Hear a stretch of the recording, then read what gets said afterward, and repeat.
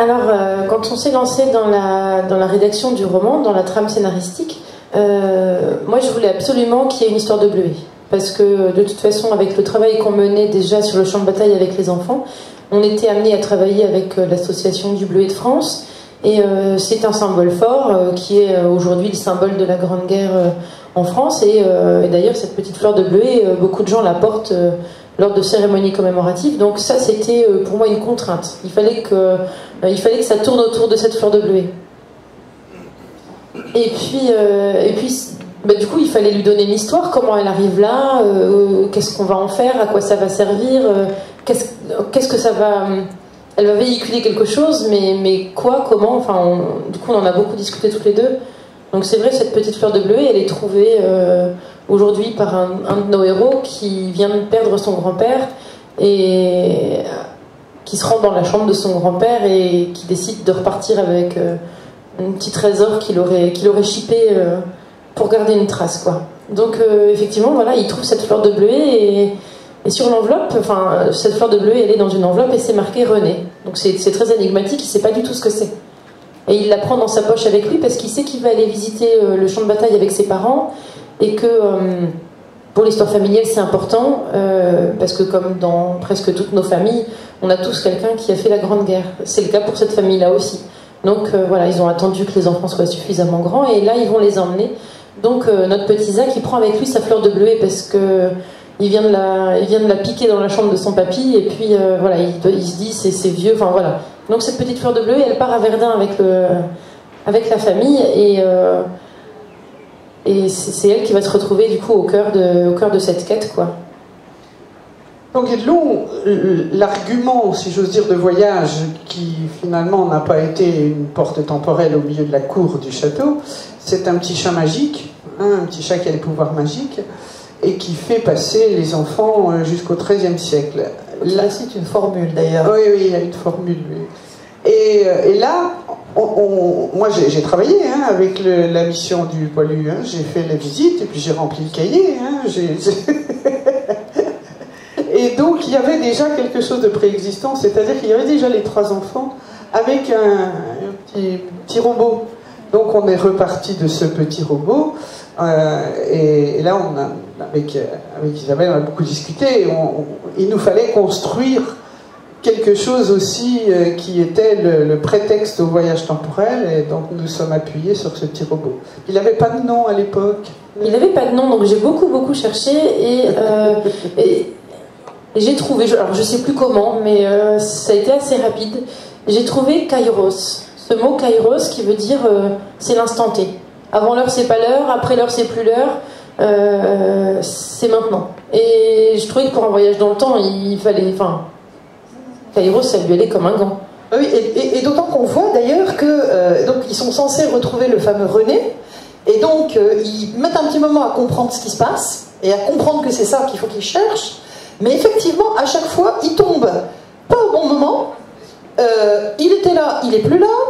Ils l'ont croisé, mais ils ne savaient pas que c'était lui. Il est déjà reparti. Et ils font des sauts de puce pour essayer de lui courir après.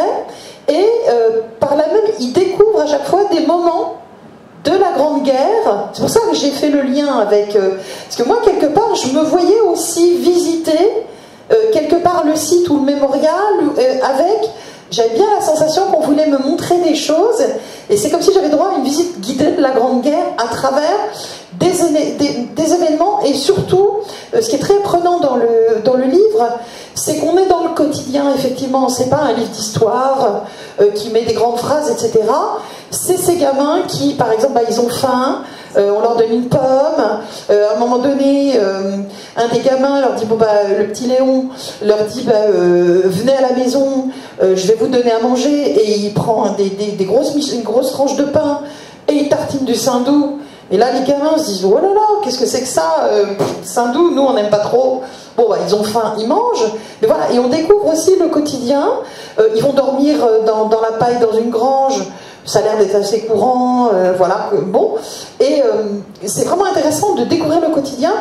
Et on dit que la guerre n'est pas là, mais elle n'est pas loin. Elle n'est pas loin, puisqu'à un moment donné, ils sont quand même réfugiés à un endroit, ça tonne pas loin, ça bombarde. Alors, Dieu merci pour pas qu'ils découvrent la guerre, on sent bien l'astuce.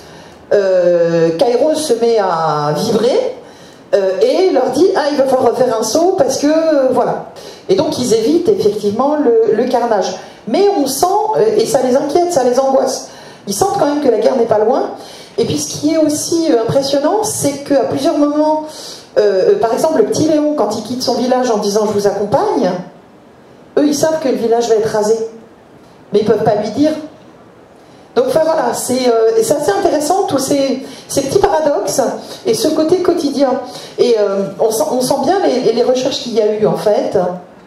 En fait, le soldat René, on a inventé qu'il appartenait au 165e régiment d'infanterie parce qu'on savait déjà par quel endroit on voulait que ça passe. Mais comme il fallait que ce soit crédible, on a cherché longtemps qui était passé par là et par là et par là, et j'ai trouvé que le 165e régiment d'infanterie était passé par tous les lieux que j'avais envie. Donc c'est pour, enfin, donc l'itinéraire du roman suit un itinéraire réel. Et c'est vrai que tu parles tout à l'heure de visite, de guide, c'est-à-dire qu'il y a cette fleur de bleuet qui a été trouvée dans la chambre du grand-père, elle est mise dans une enveloppe. Les enfants ont trouvé la boule dans le musée, mais il y a une autre chose qui intervient, c'est que dans cette enveloppe, au moment où ils arrivent en 1914, il y a quelque chose qui vibre dans la poche de Zach, il ouvre son enveloppe et là il y a la lettre. Et là il y a une lettre, et en fait du coup, c'est aussi la lettre qui va leur dire où il faut qu'ils aillent. Et cette lettre, effectivement, à chaque fois que Kairos vibre, il y a un paragraphe qui se rajoute et qui leur décrit le prochain saut de puce, effectivement.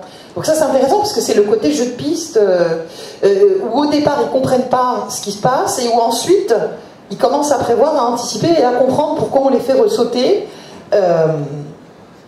Moi, je voulais dire que mon historienne Marie, quand je lui ai dit que j'allais travailler sur ce projet et qu'on partirait sur le même principe que Guédelon, il m'a tout de suite dit « Attention, tu as pu emmener des gamins du 21e siècle en plein milieu de la puisée au Moyen-Âge, mais il m'a dit « Tu ne pourras pas emmener les gamins au milieu des champs de bataille pendant la Première Guerre mondiale parce qu'ils n'étaient pas là, il n'y en avait pas, ils étaient tous mis à l'abri à l'arrière. » Et donc c'est pour ça qu'on a fait de façon à ce que, comme tu le disais, ils arrivent ou avant ou après la bataille, si j'ose dire. Ils ne sont confrontés qu'à un seul moment vraiment à la présence très proche d'obus qui éclatent, etc. Mais on ne pouvait pas les mettre, c'était absolument impossible qu'on les mette... Alors ils sont à un moment donné sur le champ de bataille, mais c'est après la bataille. Mais si j'ose dire, sans vouloir faire un mauvais jeu de mots, ils sentent le vent du boulet très proche, hein. Ils sont parfaitement conscients des choses. Et pour revenir à ce que tu disais, à savoir qu'ils connaissent eux l'avenir et ils ne peuvent pas prévenir les autres, vas-y Isa, tu expliques ça très bien sur le fait que ils ne veulent pas dire... Hein, c'est vrai que d'emblée, quand on a commencé à parler de ce roman-là, Daniel ne voulait pas que les enfants soient sur le champ de bataille. C'est vrai que de mon côté, je ne le souhaitais pas non plus, puisque c'était pas ça l'objectif du roman. Voilà. Et souvent, les enfants, quand ils visitent le champ de bataille, ils nous disent voilà, moi, si j'avais été là, je leur aurais dit, mais va-t'en loin d'ici, tu peux pas savoir. Enfin.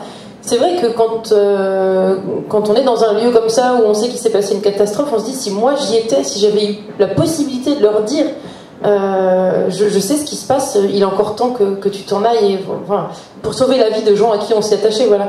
C'est ce que font les enfants. Alors au début ils doutent, on sent bien, ils ont très envie mais ils n'osent pas, et puis finalement ils commencent à lâcher des bribes de phrases, des petits clins d'œil, ils laissent des petits messages en disant, alors ils peuvent pas trop en dire parce qu'il ne faut pas non plus qu'ils modifient le fil de l'histoire. Mais ils laissent des petits messages, faites attention à vous, vous ne devriez pas rester là. Ils essayent, ils se mordent les lèvres plus d'une fois, et puis quand même à la fin, il y en a un qui lâche à Léon, tu sais, Léon... Il lui explique effectivement, voilà. Il lui dit que son village a été rasé. Voilà, il faut que je te le dise, ça fait quand même plusieurs jours, là j'ai une boule dans le ventre, je ne sais pas comment te le dire, alors voilà, je me lâche, tu sais... Et c'est là que du coup, Léon leur dit, mais c'est pas grave, moi j'ai un cousin qui habite à Verdun, j'ai l'âge de travailler dans une usine, j'irai trouver mon cousin. Donc voilà, il savait, mais il y avait une solution de repli quand même pour lui, quoi.